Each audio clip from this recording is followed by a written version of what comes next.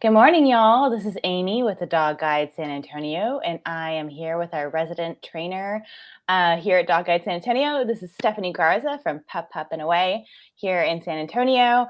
Many of you have tuned in and listened to all of her great advice on training tips for your dog. Earlier this month, it was National Bite Prevention Week. Dog Bite Prevention Week in particular. And we are going to be sinking our teeth into why dogs bite. And Stephanie's going to help give us some insight as well as tips on training our own pups and lots of goodness around all of that.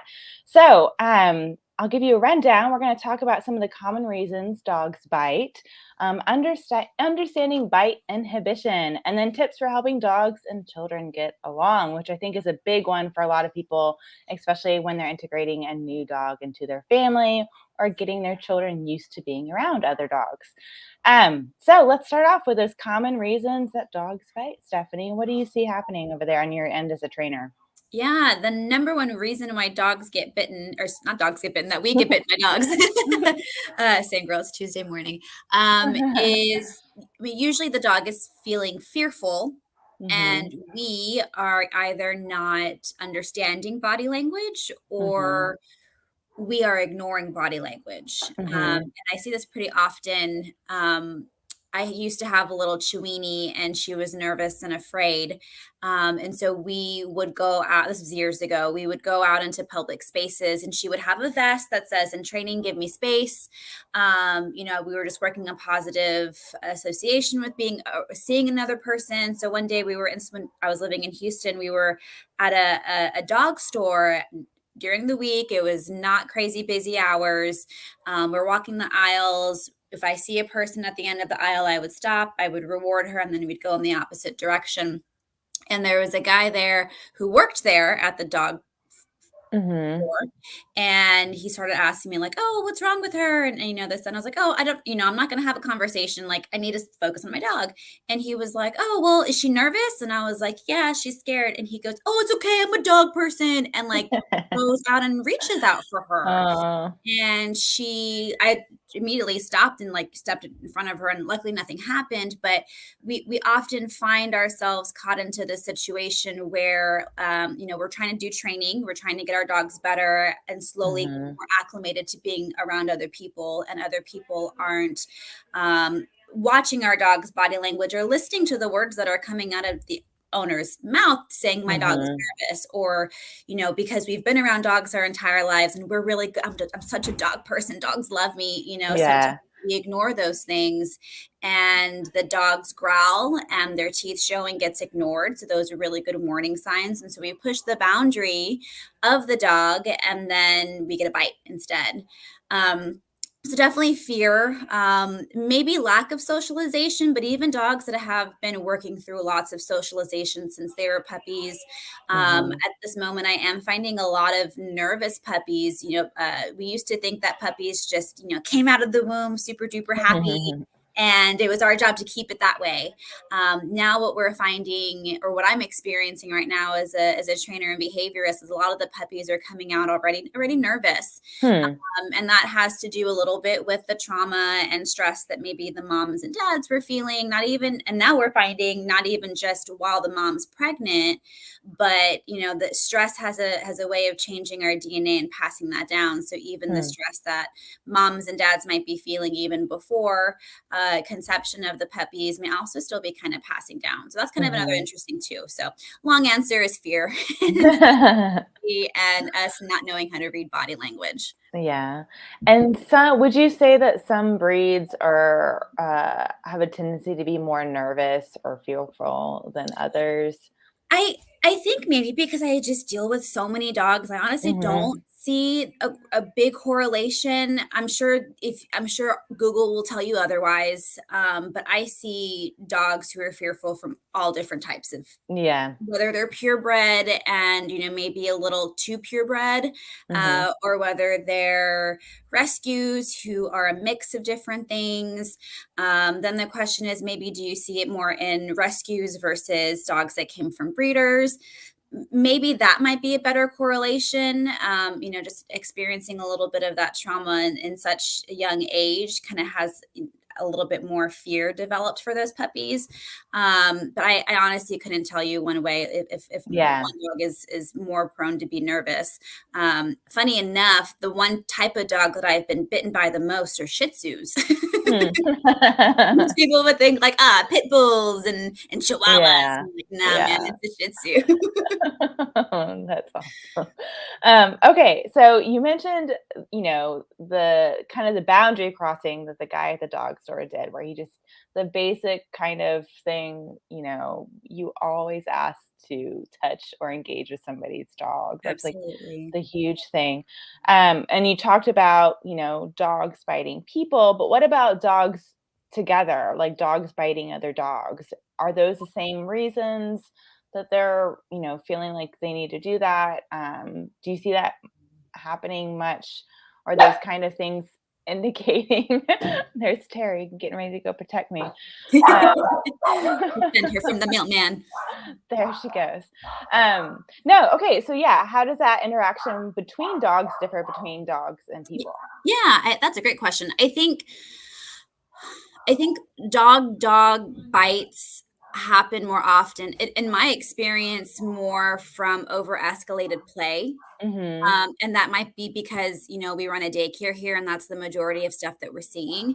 Mhm. I do have some clients that, they're trying to solve some, disharmony in the home with introductions. But from my experience and what I see on a daily basis is when we have dogs biting other dogs, we're seeing it more from an escalation of play. Mhm. So, once again, not knowing how to read body language or what might be appropriate or not appropriate play, and then kind of escalating from there, them just getting too excited. Yeah. Um, and maybe that happens a little bit less in smaller groups, one-on-one settings. So your dog and your two dogs at home, right? You probably don't see a bunch of that because the setting itself is a little bit different. Right. Whereas in daycares, luckily our daycare is very small. We have our groups are no more than 12 dogs per one Mhm. person, so in one yard. But there's other places where the dogs are in a 50, 60, 70 dog group, and Yeah. it can be very stimulating and put Mhm. dogs a little bit more on a threshold and a little bit more on edge.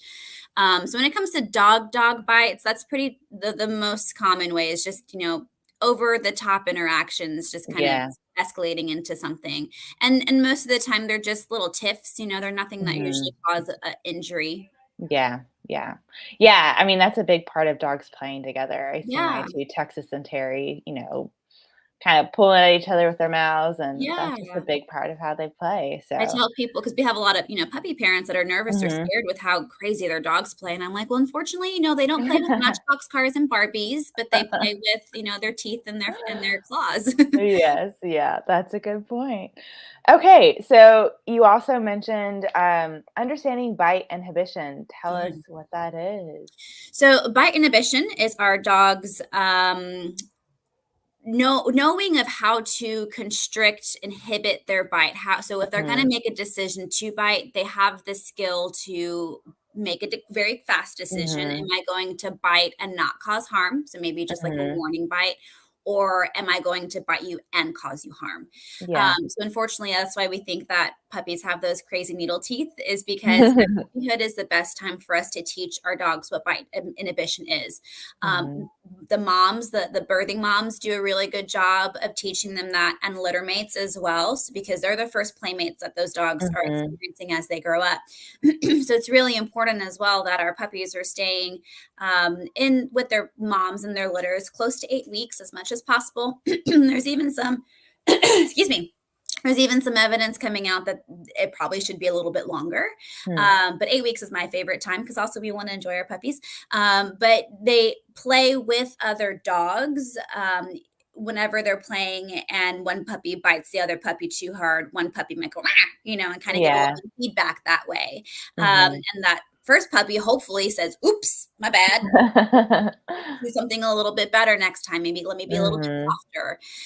We often find that singletons, puppies that are born as a single puppy in the litter, they have a mhm. really hard time with bite inhibition. And luckily, Mm. singletons aren't something that happen very often.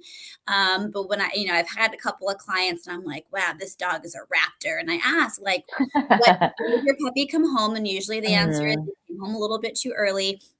And on the super rare occasion I've gotten, well, he was the only puppy in the litter, and I'm like, "Oh, okay, that's why." Yeah. So we can teach bite inhibition as well, right? Mhm. By giving some feedback for our dogs whenever they're biting too hard.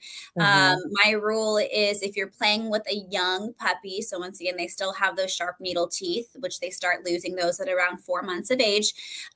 If your puppy's nibbling on you, you just simply ignore it. We don't praise it, Mhm. we don't punish it, we don't redirect it, we just simply ignore it. Once you start feeling pressure from the dog's jaw, that's when we start giving ow feedback, or okay, Mhm. I'm not going to play with you anymore feedback. So that way the dog can start to realize, oh, it's hard bites that are not good. Yeah. Once the dog starts to have a full set of adult teeth, closer to 6 months of age, then we start working on don't bite me at all, which is a little difficult because now your dog has had 6 months of, but I used to be Mhm. able to chew on you and that was okay. But definitely your dog learning that bite inhibition is a little bit more important there. Mhm. Um, God forbid there's some sort of emotional emergency and you need Mhm. to grab your dog really quickly, or they're about to jump out of the car, or a dog's running at you guys, a stray dog's running at you guys on the walk, and you got to grab your dog really quickly. Sometimes that might scare a dog. Mhm. And a dog that doesn't have the skill, the knowledge to do that may turn and bite and then cause harm because they didn't know. Yeah.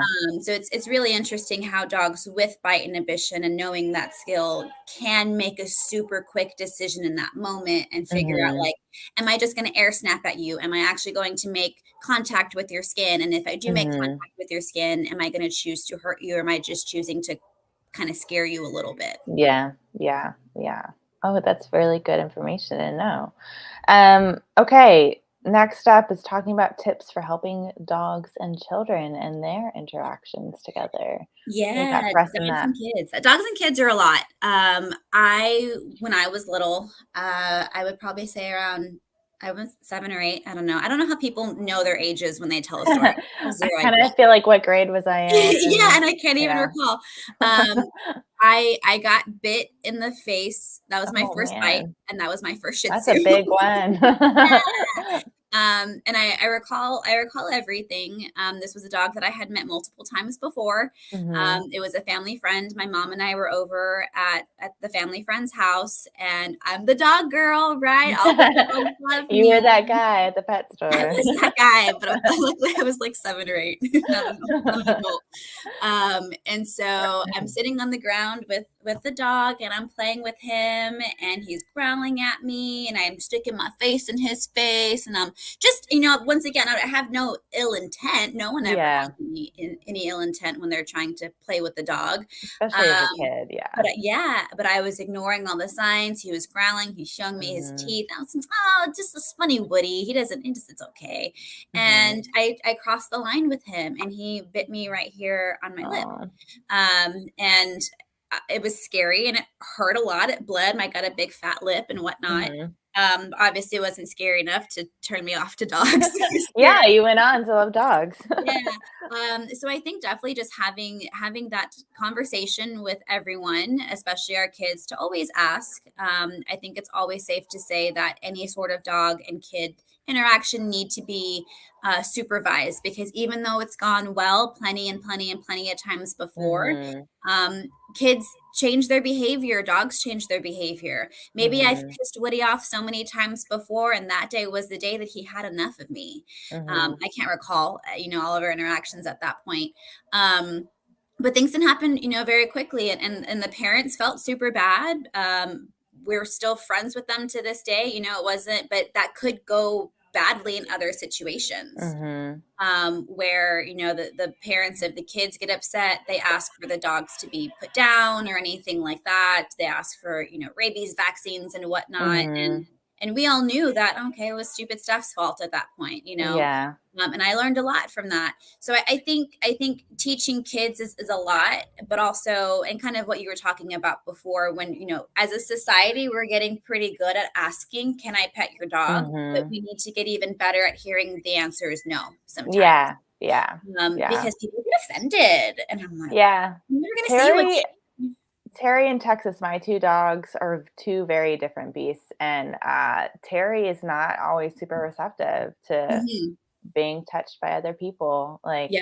and I just have to let people know she's super cute, but just she gets a little nervous sometimes, so, Yeah. Texas, on the other hand, will go up and lick your face, but but Yeah. yeah, you have to be really mindful of that, and it also with dog-to-dog interactions, that's another thing that you see Absolutely. happening a lot, right? When 2 dogs on leash and somebody just, stops to say hi and think, it's okay to just let their dog get up in your dog's face, and not every dog is gonna be Absolutely. receptive to that, so In those moments, people have a one-tracked mind. I was doing a private Mhm. lesson with someone who's reactive on leash, and the dog is Mhm. reactive on leash because she had a bad experience about a dog Mm. running up to her, and they got into Mm. a fight. So now she's, Yeah. extra sensitive. So Yeah. we were working in an apartment complex where they live, and doo doo doo, here comes a little dog trotting along, and it was actually bigger than the dog that we were working with. Mhm.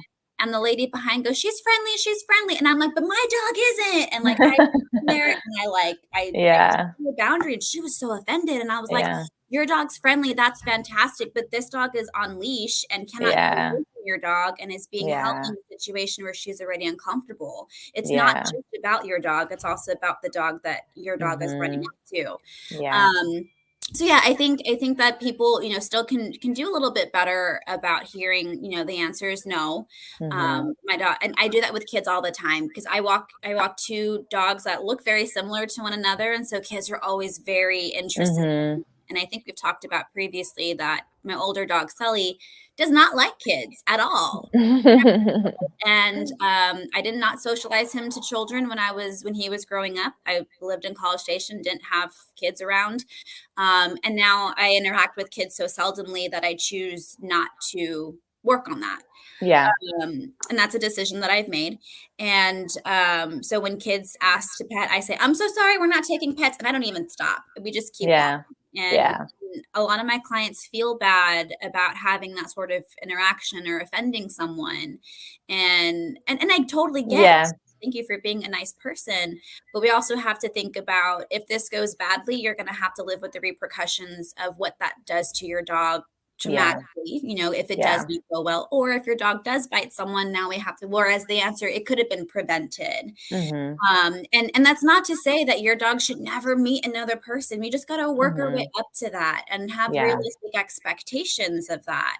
I also know a lot of my clients, we get dogs because we want them to go everywhere with us. We want them to go to the coffee shops and Mhm. to the back patio bars and to the river walk and all of that. If you're not working really, really hard to upkeep that all the time, I had that Mhm. intention for Rishi. Mhm. But I'm busy and I didn't do it all the time. It's Yeah. a lot of work, and now I know she can just handle small doses, Mhm. but it's a lot of work, and for us to always put the proper having realistic expectations for our dogs and their limits, and then also thinking about their preferences over our own.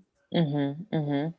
I have a couple follow-up questions. So you mentioned your older dog doesn't like kids, and you talked about earlier the best time to train our dogs to learn that inhibition for biting is when they're puppies. So what Mhm. if we're adopting a dog who's a little bit older, Mhm.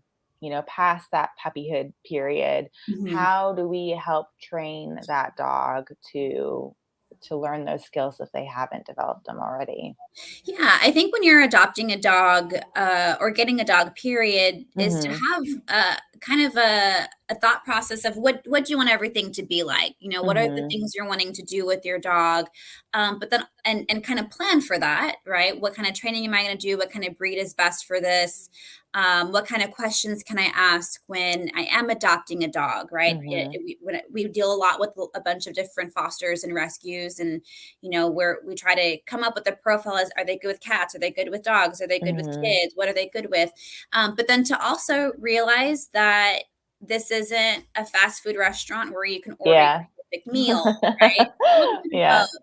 And so when you're going into meeting these dogs, and rescue organizations do a really good job of getting some sort of background info on the dog as Mhm. much as possible. And so you can ask, how does this dog do with kids? Sometimes we don't know, and sometimes we have to hopefully can do like a where you like foster to adopt, so you kind of Mhm. trial period, right? So that's really trying to gather as much information as possible. Mhm. The severity of whatever those fears might be may be different for every dog as well. There may be a dog who's trepidatious of kids, but still curious. Maybe they can do well with kids to a certain age. My nephew finally just turned 14, and Sully is just now finally okay with him because now he Mhm. looks and sounds like an adult at 14. Um, so there can be training involved, right? Mhm. There's lots of desensitization, there's counter conditioning, is exposing your dog to the kids, maybe, and sometimes we have clients go to like a park with a playground, and we Mhm. sit really far away from the playground, and we have some Mhm. delicious treats, and we put down a blanket, and anytime the dog looks at the kids playing, we reward, we give cookies, cheese, salami, whatever it is, for about 5 to 10 minutes, and then we go Mhm. away. So we're just, we're exposing the dog to watered down versions of the trigger when the Mhm. dog is not close to threshold, meaning they're not experiencing any sort of negative feelings or displaying any sort of negative behaviors. And as they feel more comfortable, then we start to work our way closer, and then we start to consider interactions.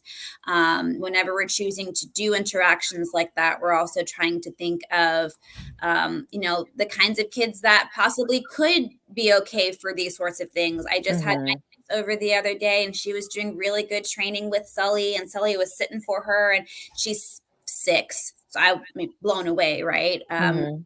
I should have caught the interaction and stopped it sooner so it ended on a good note because my niece got really excited situation. So you want to keep everything super short. Mhm. That's for kid stuff. For dog stuff, dogs learning bite inhibition, there honestly is not a ton of research out there Mhm. if it can be done. Mhm. I think it possibly could be done. I don't see why not. I mean, it's still a skill that can be learned. I think it might just take a little bit longer because that dog, depending on how old they are, may have Mhm. a history of not having that impulse control to control the pressure of their jaw, right? Mhm. And so sometimes it might just take a little bit more games of tug of war, and it might take your dog being a little bit nippy for you a little bit longer before your dog can understand that. Mhm. Mhm. Good points. Thank you. And then lastly, I wanted to ask, so you mentioned earlier, well, I can't remember my train of thought on that, but I was gonna ask, wait, so what if you get into a situation where your dog does bite somebody? You mentioned earlier, sometimes like, the parent of the child who is bitten is asking for like the dog to be put down, or, it can get some pretty stressful, hairy situations Mhm. when that has happened. So what are your recommendations if you do have a dog who has bitten somebody and maybe it's their first time ever having done that kind of behavior? How Yeah. do you recover emotionally and mentally and with your dog from that? Yeah, I think just knowing your dog and being Mhm. super honest, right, with yourself. Mhm. I know that Sully is a menace with children, even though I'm a professional dog trainer. Mhm. Some people be like, "What? You have a bad dog? You're a dog trainer?" Bad dog. He has that one thing, and I Mhm. understand it, and I know it, and I do everything that I can to make sure that everyone still stays safe. Mhm. And so I think it's definitely a matter of knowing it and being responsible about it. Mhm. If you have a dog who's uncomfortable with other dogs, don't take them to a dog park, right? Mhm. If you really Mhm. want to work on that socialization, hire a professional trainer to help you out with that. Um, Setting up our dogs for success is really important as well. Mhm. So with Sully, like I don't go walking around places with a bunch of children. That's just not something that we do. So I think having an idea of, once again, proper expectations for your dogs. I think that's always a big Mhm. conversation I have with clients. And then setting our dogs up for success. Now, if your dog does get into the situation that they have bitten and now you're dealing with that situation at the moment, Mhm. I mean, I think it depends on the situation too. Did they bite another dog? Did they bite a kid? Um, you can't really tell a parent, well, my dog bit your kid because your kid was inappropriate. That's a really hard Yeah. conversation.